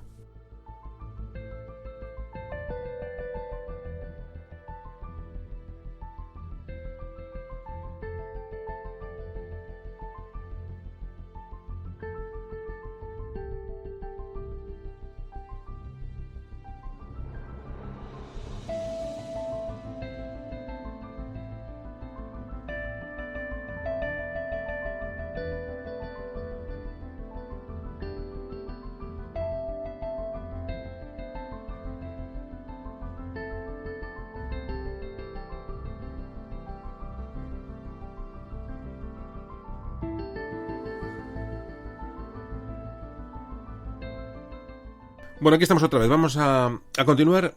Os pido perdón por la voz que pueda tener. Seguramente me estáis notando. El resfriado va en aumento minuto a minuto. Pero bueno, no pasa nada. Lo único es que no tenéis la voz un poco tomada. Espero que no se note demasiado. Bueno, vamos a seguir hablando de la cartografía de la época, de la navegación. Puedo comentar, esto lo comentábamos también en el podcast de Cristóbal Colón, cómo la cartografía es la responsable de que hoy conozcamos a América como tal, como América, y no como Colombia. Comentábamos también en el audio de Cristóbal Colón que al año siguiente de su muerte, de la de Cristóbal Colón, se publicó un mapa del cartógrafo alemán Waldseemila, donde se recogían los relatos del almirante Américo Vespucio, un florentino de la que antes hemos hablado, que estuvo al servicio de la Casa de Contratación de Sevilla. Hay que decir que Vespucio también participó en expediciones organizadas por la corona española. En el año 1507, cuando se elabora este mapa, Colón ya había muerto y Américo Vespucio pues empezaba a sonar como un navegante importante, sobre todo por la zona norte del Atlántico Norte, y en su honor este cartógrafo alemán, al dibujar el continente americano en la zona norte, puso de Américo, y de esta manera quedó bautizada América para siempre. Es decir, a causa de este mapa, de este alemán, en el que llama de Américo a la zona americana, viene el nombre de América que hoy conocemos. Aunque en España se siguieron llamando las Indias durante muchos años, pero como todos sabéis y todos reconocéis, pues el continente americano fue bautizado así por este motivo. Es injusto, pero así fue. Bueno, reseñada esta pequeña anécdota, vamos a continuar con la vida de Juan de la Cosa. Juan de la Cosa, después de elaborar el mapa que ya hemos descrito con profundidad, se enroló en la expedición de Bastidas. La expedición de Bastidas, que era un notario sevillano, Rodrigo de Bastidas, que recibió una licencia de los reyes para explorar América, o las Indias, mejor dicho. Consultó a Juan de la Cosa sobre qué rutas tomar, y al final, después de estas consultas, decidió nombrarle piloto mayor de la expedición. Fijaos que en esa expedición de Bastidas, que en parte a últimos del año 1500, es decir, nada más elaborar el mapa, Juan de la Cosa se embarca en esta expedición. En esta expedición iba nada más y nada menos que Vasco Núñez de Balboa. Partieron del puerto de Sevilla con dos naos y recorrieron el litoral del Caribe desde el Cabo de la Vela hasta el oeste. Es decir, recorrieron pues toda la costa en el norte de Sudamérica, es decir, la costa es lo que hoy es Venezuela, Colombia, y se acercaron hacia el Centroamérica, hacia la zona panameña, lo que hoy es Panamá. Tuvieron importantes cantidades de oro, pero al final esos barcos estaban en muy mal estado y optaron por dirigirse hacia la base de operaciones del descubrimiento, que antes comentamos que era la isla de la Española, donde curiosamente fueron arrestados por el gobernador Francisco de Bobadilla. Al parecer estuvieron por ahí sin permiso. En fin, una serie de cuestiones. Aquí el dinero, el oro y las riquezas eran claves en estas pugnas, y parece que estuvieron detenidos durante un tiempo hasta que pudieron regresar a España a finales de 1502. Como siempre digo en todos estos podcasts de navegación y descubrimientos, aquí los años se van pasando de una manera, hablamos de 2, 3, 4 periodos de 2, 3, 4 años navegando con una facilidad pasmosa, es decir, que son vidas dedicadas a la exploración, como estáis viendo, ¿no? De estos hombres, no estos solamente, sino estos y posteriores. A pesar de todas estas peripecias, Juan de la Cosa era una persona valorada, hasta tal punto que la reina Isabel, mediante una cédula real fechada el 3 de abril de 1503, nombró a Juan de la Cosa alguacil mayor de Urabá, como una recompensa por los servicios prestados en el viaje de Bastidas. Y, además, fue nombrado oficial de la recién creada Casa de Contratación de Sevilla. Ese mismo año, después de estos eventos, Juan de la Cosa fue a Lisboa, a la corte del rey Manuel I de Portugal, con una misión, se cree que diplomática o de espionaje. Dijimos al principio de su vida que estuvo de espía en Portugal. Aquí parece ser, no está contrastado esta misión de espionaje, pero muchos historiadores la han dado como posible. Y según una documentación oficial, dice que se le entregan 10 ducados de oro para, textualmente, ir a Portugal e informar y saber secretamente del viaje que los portugueses hicieron a las Indias con 4 navíos. Es decir, la pugna de España y Portugal es constante, y hay una información y contrainformación constante sobre los descubrimientos de unos y de otros, porque realmente pues está mucho en juego. Parece que de la Cosa fue detenido, se le detecta por allí y se le detiene, pero muy poco después regresa a la corte de Segovia, y allí en ese momento parece que entrega a la reina Isabel, le entrega 2 cartas de marea, es decir, 2 mapas nuevos sobre las Indias. El problema de todo esto, pues que no nos han llegado. En las crónicas nos hablan de 2 mapas que entrega la reina en 1503, pero no tenemos constancia de dónde están estos estos mapas. Por eso antes comentaba que se han podido perder muchísimos mapas, mucha información, y aún esto da más valor a esta carta que tenemos, que hoy se conserva en manera original. Y en 1504 Juan de la Cosa va a hacer su primer viaje bajo su propio mando, es decir, él va a ser el que organiza el viaje, el que lo dirige, era el capitán general del viaje y a la vez piloto. Todo esto es gracias a una capitulación de la corona para descubrir y vigilar las costas de tierra firme.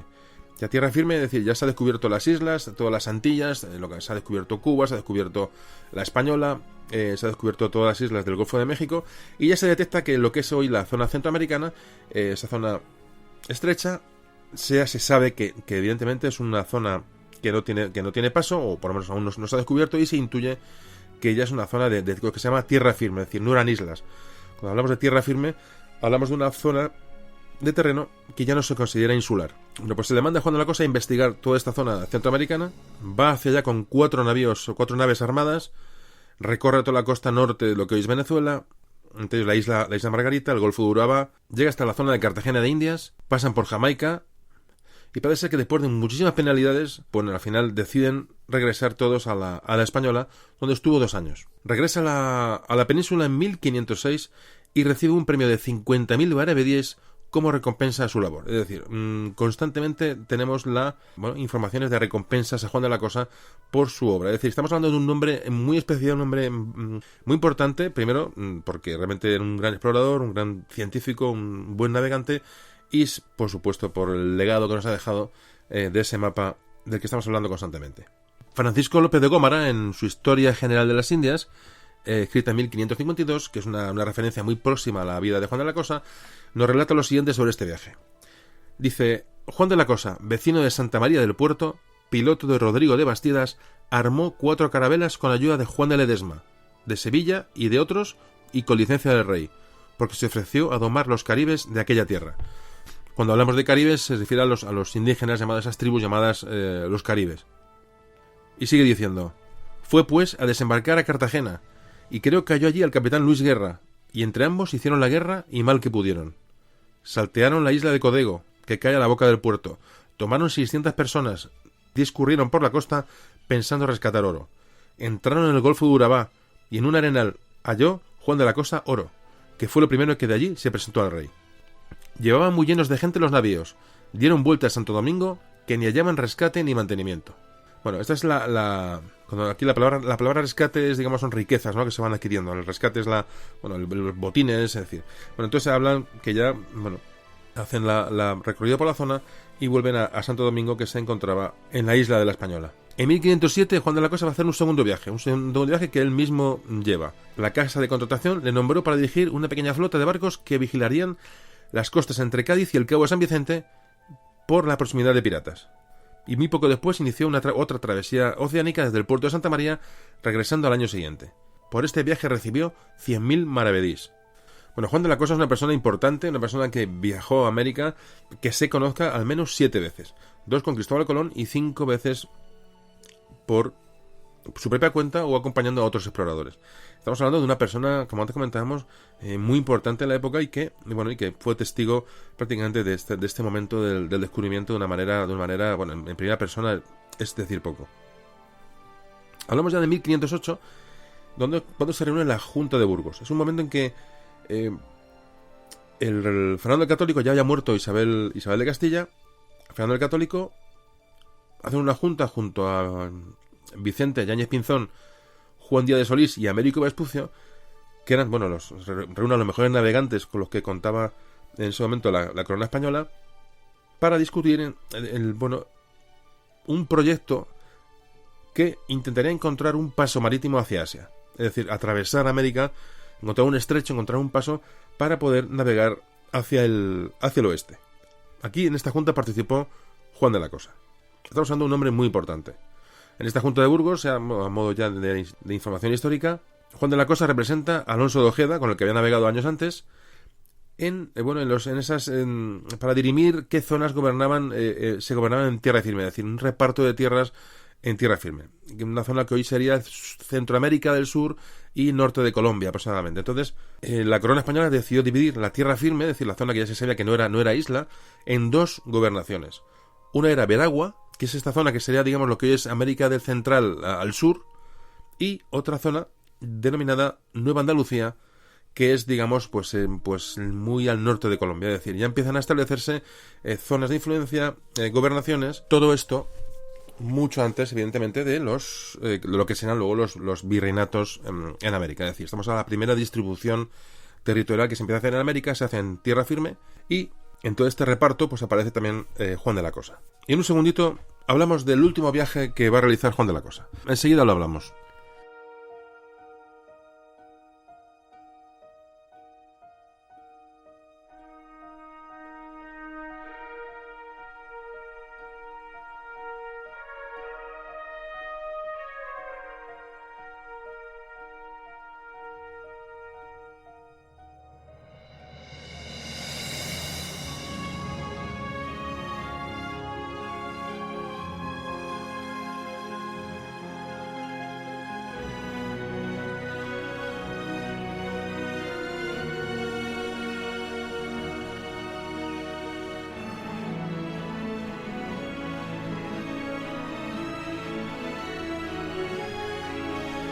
Como decíamos, en 1509 Juan de la Cosa viaja nuevamente a la isla de la Española, es decir, voy a hacer otro viaje a América, en un viaje al mando de Alonso de Ojeda, nuevamente, que acababa de ser nombrado gobernador de Nueva Andalucía, como antes hemos comentado.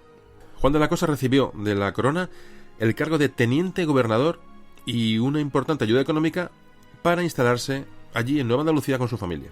La expedición, una vez que llegó a la isla de la Española, partió de Santo Domingo hacia esta zona de lo que se denominaba tierra firme. A ver si puedo poneros a un mapa de estas zonas para que lo veáis, os ubiquéis. Bueno, pues zarparon hacia allí con 3 embarcaciones y unos 300 hombres, y entre estos hombres, fijaros, iba Francisco de Pizarro. Fijaros cómo todos estos posteriores descubridores y gente relacionada con los descubrimientos ya estaban enrolados en estos primeros viajes, es decir, conocían muy de primera mano lo que se iban a encontrar. Es decir, Pizarro, hemos hablado de Pizarro, hemos hablado de Núñez de Balboa. Es decir, fijaos cómo esta gente ya estaban enrolados en aquellas expediciones. Bueno, el caso es que Juan de la Cosa resolvió una disputa que había entre los dos gobernadores de Nueva Andalucía y de Veragua. Un poco ayudó a marcar la frontera entre las dos demarcaciones, es decir, ya se estaban dando tortas en los propios españoles a la hora de dirimir qué provincia era una y qué provincia era otra. Bueno, esto es propio de la humanidad, es decir, no. Pero fijaos como ya enseguida ya empieza a haber problemas de distribución territorial apenas recién descubierta América. Y aquí se produce un hecho importante, es que al llegar a Nueva Andalucía, llegan en diciembre de 1509, Alonso de Ojeda decidió desembarcar en la bahía de Calamar. La bahía de Calamar, que está lo que es al norte de Colombia, desoyendo los consejos de Juan de la Cosa, que le decía que no molestara a los indígenas de allí, puesto que eran bastante hostiles, eran violentos, y que además usaban flechas envenenadas, puesto que él ya había estado por aquella zona cartografiando e investigando, y entonces le desaconseja a Ojeda desembarcar allí. Pero Ojeda decide desembarcar, ¿y qué ocurre? Pues bueno, pues enseguida lo cuento.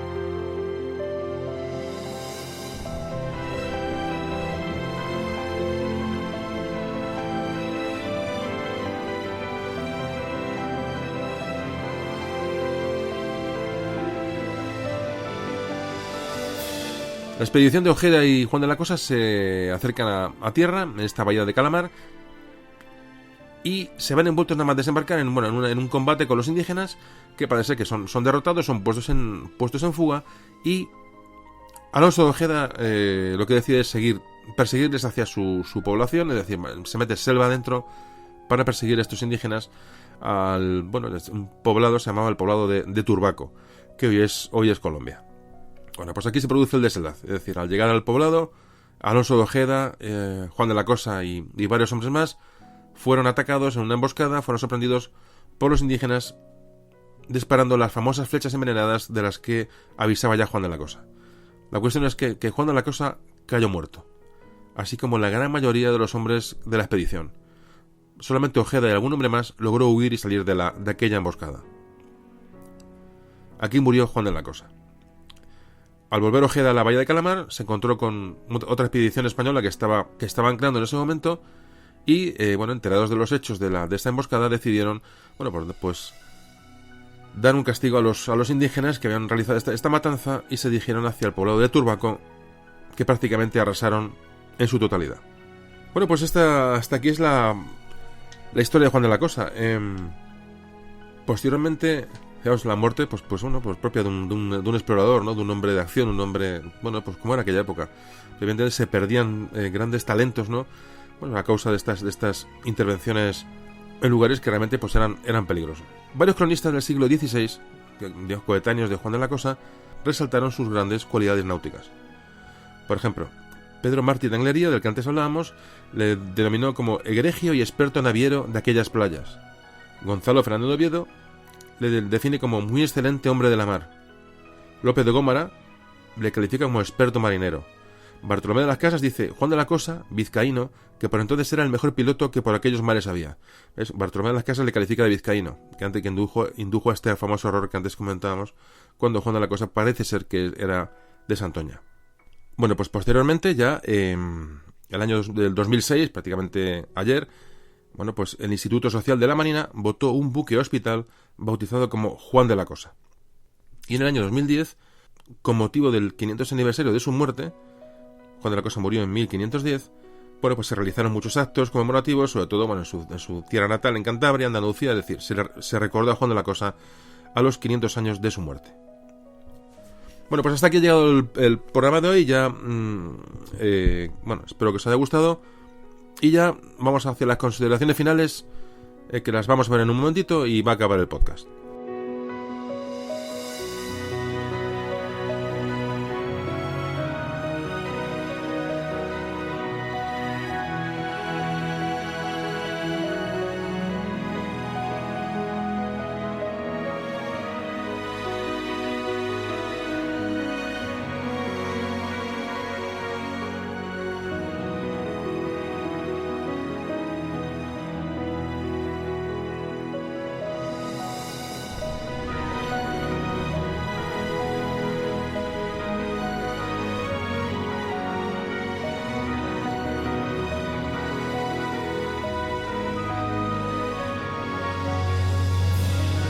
Algunas crónicas afirman que cuando hallaron el cadáver de Juan de la Cosa, parecía un erizo lleno de flechas. Otras crónicas dicen, por el contrario, que el cuerpo de Juan de la Cosa había sido devorado por los indios. La viuda de Juan de la Cosa recibió 45.000 maravedís y se desconoce el destino de su hijo. El mapa de Juan de la Cosa es una de las obras más importantes de la cartografía de finales del siglo XV e inicios del XVI. Se sabe que de la Cosa debió realizar otros mapas importantes, pero nunca se han encontrado. Y ahora si os podéis pasar por el Museo Naval de Madrid, pues no dejéis de echar un rato a esta maravilla que es la Carta de Juan de la Cosa. Ese mapa es un pedacito de la humanidad que hoy somos. Y de paso, si vais con más personas, pues contad esta historia. La historia de un hombre que, como tantos otros, contribuyó al avance de la humanidad. Un saludo de José Carlos.